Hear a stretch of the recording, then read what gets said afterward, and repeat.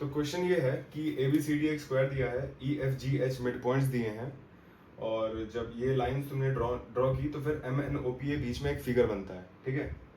पहला क्वेश्चन ये है, पहला पार्ट ये है कि तुमको प्रूव करना है M N O P figure जो है वो स्क्वायर है, और दूसरा पार्ट ये है कि M N O P figure का एरिया तुमको कैलकुलेट करना है। गिवन क्या है, A B C D square का एरिया है 100 मीटर स्क्वायर, यानी कि एक लेंथ की मतलब एक साइड की लेंथ है 10 मीटर, ठीक है। तो पहले हम लोग ये प्रूव करते हैं कि M N O P figure जो है वो एक स्क्वायर है। स्क्वायर की प्रॉपर्टी क्या होती है, सारे एंगल बराबर होते हैं, मतलब 90 होते हैं, और सारी साइड्स बराबर होती हैं, ठीक है। तो पहला पार्ट क्या है कि सारे एंगल 90 डिग्री होते हैं, ये हम प्रूव करने की कोशिश करते हैं। मान लो कि ये एंगल थीटा है, ठीक है। अगर ये एंगल थीटा होगा तो अगर तुम ध्यान से देखोगे ये वाला ट्राइंगल एच बी सी, ठीक है, ट्राइंगल एच बी सी मैं लिख लेता हूँ, ट्राइंगल एच बी सी और ट्राइंगल डी जी सी, ठीक है। अब एच बी सी और ट्राइंगल डी जी सी में क्या बराबर क्या है, बी सी और डी सी साइड्स बराबर है, एंगल बी 90 डिग्री है और एंगल सी 90 डिग्री है, और साइड एच बी और साइड जी सी बराबर है। क्यों? क्योंकि जी सी ये क्योंकि जी मिड पॉइंट है तो जी सी इस लेंथ का आधा है, और एच मिड पॉइंट है तो एच बी इस लेंथ का आधा है, ठीक है। तो दोनों बराबर है, यानी कि ये दोनों ट्राइंगल कॉन्ग्रुएंट है, ठीक है। अब ये ट्राइंगल कॉन्ग्रुएंट होने की वजह से क्या हुआ, एच बी के सामने है थीटा और जी सी के सामने है ये वाला एंगल, यानी कि अगर ये थीटा है तो ये भी थीटा ही होगा, ठीक है। इतना समझ में आ गया। अगर ये थीटा है और ये 90 है तो ये कितना हो जाएगा, 90 माइनस थीटा।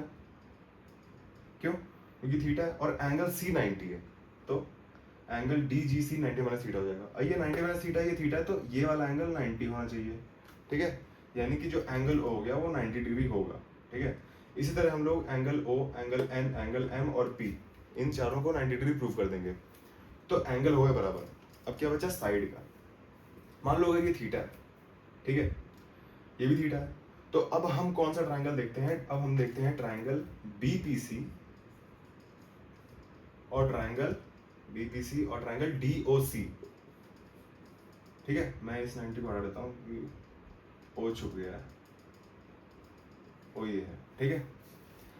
ट्राइंगल बीपीसी और ट्राइंगल डीओसी, ठीक है। हमने ये प्रूव कर दिया था कि ये 90 है, तो देखो हाँ इसको भी हम लोग प्रूव कर देंगे 90 डिग्री है, प्रीवियसली जो मैंने तुमको समझाया, ठीक है। अब ये 90 है, ठीक है, ये भी 90 है, ये थीटा है, ये थीटा है, और ये 90 माइनस थीटा है, और ये भी तुम्हारा 90 माइनस थीटा होगा, ठीक है। और ये साइड बराबर है और ये साइड बराबर है, यानी कि ए एस ए से क्या पता चला कि ये वाला ट्राइंगल और ये वाला ट्राइंगल कॉन्ग्रुएंट है।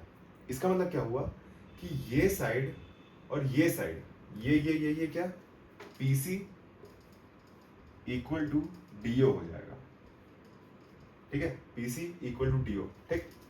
पहली बात तो ये PC इक्वल टू DO हो गया।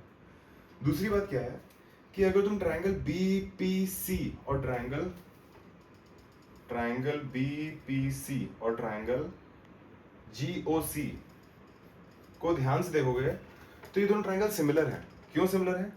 क्योंकि एक तो इनका कॉमन एंगल है OCG और BCP PCB, ये दोनों एंगल थीटा है, ठीक है। एंगल GOC और एंगल BPC 90 है, दोनों इक्वल है। और ये वाला अगर ये 90 है तो ये दोनों साइड पैरेलल हो जाएंगे, यानी कि ये वाला एंगल और ये वाला एंगल भी बराबर हो जाएगा, यानी कि ये ट्राइंगल और ये वाला ट्राइंगल दोनों सिमिलर है। सिमिलर होने की वजह से क्या हुआ कि देखो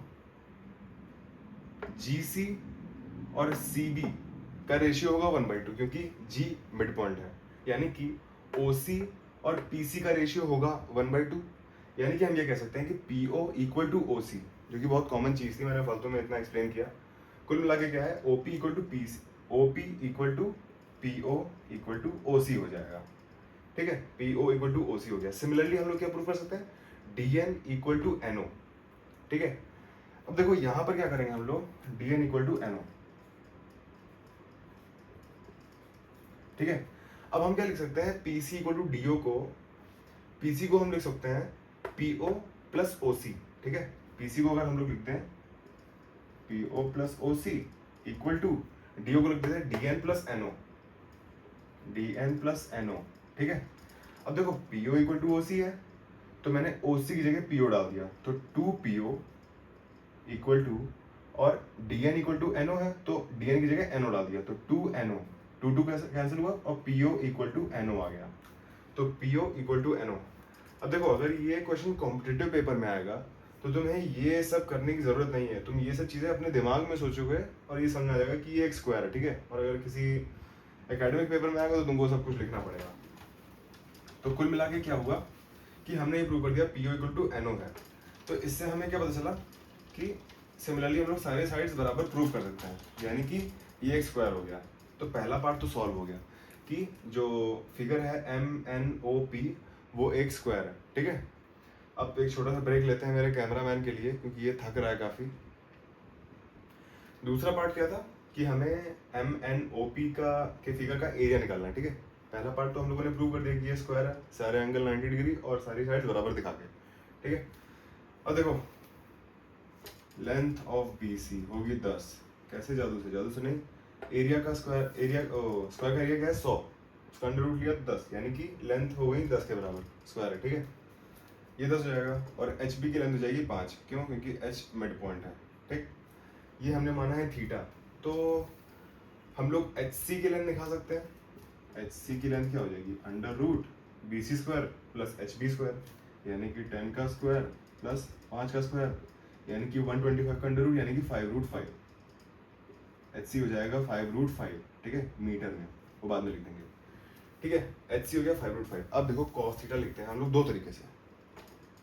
पहले cos थीटा लिखेंगे BC अपॉन HC। अच्छा, साथ में हम लोग cos थीटा ये भी लिख सकते हैं PC upon BC, PC upon BC।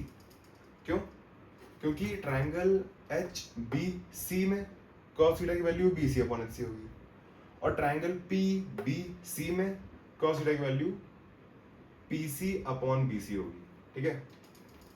ये थोड़ा सा तुम लोग गौर करके देखोगे तो समझ में आ जाएगा, बहुत बड़ी बात नहीं है, ठीक है। PC को हम लोगों ने, PC के अंदर हमने क्या बताया था कि OP इक्वल टू OC है, ठीक है। तो PC को भी हम लोग फर्दर क्या लिख सकते हैं, OP प्लस OC। PC को हम लिख सकते हैं OP प्लस OC, और OC को हम लोग लिख सकते हैं वापस से OP। तो 2 इंटू OP हो जाएगा ये, अपॉन क्या था BC, ठीक। अब हमें हमारा क्या बना प्रॉपर, ये 2 इंटू OP है, 20 इंटू P नहीं, ठीक, 2 इंटू OP।